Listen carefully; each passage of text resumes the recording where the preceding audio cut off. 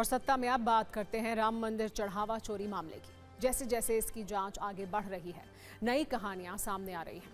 अब land deal में गड़बड़ी वाली नई स्टोरी आई है जो चौंकाने वाली है। यहां भी सवालों के चक्रव्यूह में मंदिर ट्रस्ट है। वैसे हरे चारे के नाम पर करोड़ों की जमीन वाला खेल खेला गया है, ये कहा जा रहा है। कांग्रेस नेता शरद शुक्ला इस जमीन का मुद्दा सबसे पहले उठाने वाले हैं। उन्होंने सबूत के साथ ये आरोप लगाए हैं, जमीन वाली गड़बड़ी के सारे राज बताए हैं। पूरा मामला क्या है आप ये भी जान लीजिए। इस मामले की सबसे बड़ी बात यह है कि राम मंदिर ट्रस्ट की ओर से 85 करोड़ रुपए की जमीन खरीद पर सवाल उठ रहे हैं। ये जमीन एक गौशाला के लिए हरा चारा उगाने के लिए खरीदी गई थी।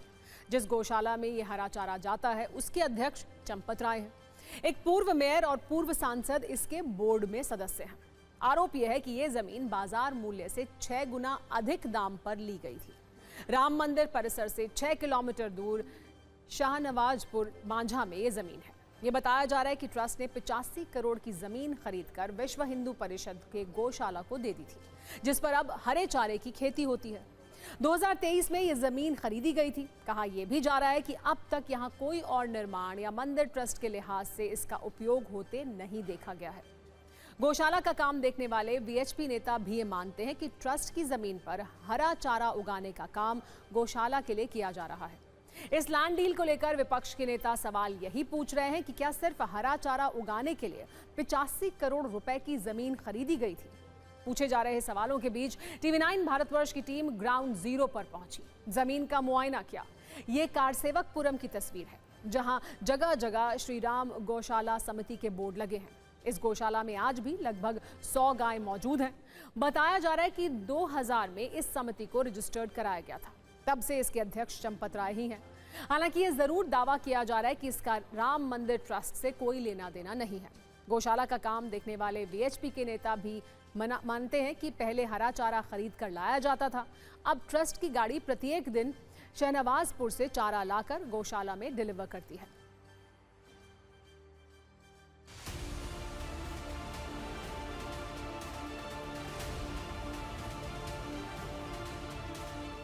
राम मंदिर ट्रस्ट द्वारा खरीदे गए तमाम जमीनों पर विवाद है कि कम कीमत की जमीन को कई गुना ज्यादा कीमत अदा करके खरीदा गया, और वो भी अपने अपनों को फायदा पहुंचाने के लिए। ऐसी ही एक जमीन पर हम पहुंचे हैं और आपको ये प्लॉट दिखाते हैं सबसे पहले। लेकिन उससे पहले आप ये गाड़ी देखिए, यहाँ पर आप देखिए श्री राम जन्मभूमि ट्रस्ट भी लिखा हुआ है और इस गाड़ी पर कारसेवकपुरम भी लिखा हुआ है। तो ये यहाँ पर आई है फिलहाल चारा लेने के लिए। सामने देखिए कितना बड़ा प्लॉट है, और इस प्लॉट की डिटेल भी हम आपको बताते हैं कि ये गाटा संख्या 31 है ये प्लॉट, और यह ट्रस्ट के द्वारा 16 नवंबर 2023 को खरीदी गई थी। ये आप देखेंगे तो ये एक ही दिन में 2 रजिस्ट्री की गई।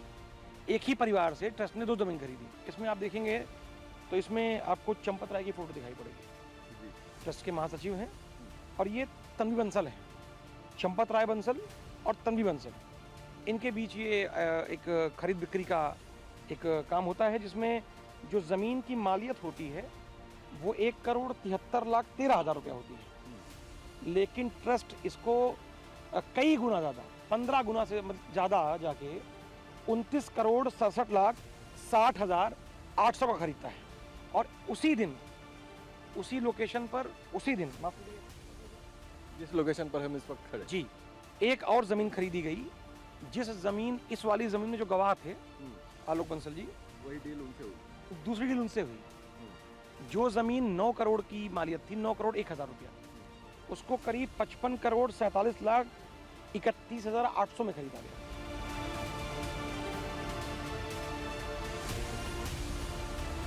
सबसे पहले हम आपको गौशाला की तस्वीर दिखाते हैं। यहाँ पर ये श्री राम गौशाला समिति के नाम से ये रजिस्टर्ड है, और इसके अध्यक्ष चंपत राय हैं। जो प्रबंधक हैं वो पुरुषोत्तम नारायण सिंह हैं। नहीं, राम मंदिर ट्रस्ट से तो गौशाला से कोई संबंध नहीं है। ये गौशाला तो विश्व हिंदू परिषद द्वारा संचालित है। इसका नाम श्री राम गौशाला है, समिति है। कि वो जमीन जहाँ गाय माता के लिए चारा आ रहा है, चरी खड़ी हुई है, हरा चारा ही है, तो उसमें हरा चारा जमीन ट्रस्ट की है, और वो खाली जमीन है, तब तक गौशाला के लिए चारा उसमें उत्पन्न हो रहा है। ये देश की शायद पहली गौशाला है जिसके लिए राम मंदिर ट्रस्ट ने 85 करोड़ की जमीन सिर्फ हरा चारा उगाने के लिए खरीदी। वर्ष 2023 में इस जमीन को खरीदा गया था। शुरू में 2 प्लॉट खरीदे गए थे। एक की कीमत 55 करोड़ 47 लाख रुपए थी और दूसरे की कीमत 29 करोड़ 67 लाख रुपए थी। अब ये दोनों एक हो चुके हैं। पूरी जमीन का इस्तेमाल हरे चारे के लिए होता है। सत्ता के सभी न्यूज मित्रों को राम मंदिर चढ़ावा चोरी से जुड़े नए अपडेट भी दे देते हैं। सूत्रों से मिल रही जानकारी के अनुसार एसआईटी दैनिक कामकाज में शामिल सभी लोगों से पूछताछ करेगी। जांच केवल दान के गबन तक सीमित नहीं होगी, बल्कि ट्रस्ट की ओर से सारे निर्माण, जमीन खरीद, लेन देन की भी जांच की जाएगी। ये बताया गया है कि 50 लोग मंदिर में दान किए गए नोटों की गिनती में थे। ज्यादातर भर्ती ट्रस्ट के पदाधिकारियों या उनसे जुड़े लोगों की सिफारिशों पर हुई थी। अब एसआईटी ऐसे कर्मचारियों की पृष्ठभूमि की जांच कर रही है। ये पता लग रही है कि आय के ज्ञात स्रोतों से अधिक संपत्ति अर्जित करने वाले कितने लोग हैं। बड़ी बात यह भी है कि एसआईटी की जांच के दायरे में प्रबंधन से जुड़े कई वरिष्ठ पदाधिकारी भी हैं। बताया जा रहा है कि गिरफ्तार किए गए 8 अभियुक्तों में 6 के खिलाफ सीसीटीवी वाले सबूत मिले हैं। यह भी पूछा जा रहा है कि क्या चढ़ावा चोरी में शामिल बड़ी मछलियों पर भी कार्रवाई होगी। एसआईटी की फाइनल रिपोर्ट में क्या नए नाम जुड़ेंगे, इससे जुड़ी जानकारी भी आपको दे दें। खबर यह है कि एसआईटी की जांच में अनिल मिश्रा की भूमिका संदिग्ध मिली है। पुख्ता साक्ष्य मिलने का दावा भी किया गया है। बताया जा रहा है कि फाइनल रिपोर्ट के बाद कानूनी कार्रवाई की जा सकती है। यह स्पष्ट किया गया है कि अनिल मिश्रा की सिफारिश पर सबसे ज्यादा नियुक्तियां हुई थी। वहीं गणना प्रभारी सुभाष श्रीवास्तव की भूमिका पर भी सवाल है, जो पहले से ही जेल में है। बड़ी बात यह है कि चंपत राय के खिलाफ कानूनी कार्रवाई की सिफारिश नहीं की गई है। चंपत राय की आपराधिक संलिप्तता का भी उल्लेख नहीं है। बताया यह भी जा रहा है कि विस्तृत जांच के बाद एफआईआर में कई नए नाम जुड़ सकते हैं। इसके भी संकेत मिल रहे हैं कि अज्ञात अभियुक्तों में ट्रस्ट से जुड़े अन्य लोगों के नाम भी संभव है। फाइनल रिपोर्ट में बैंक अधिकारियों और कर्मचारियों के नाम भी शामिल होने की संभावना है।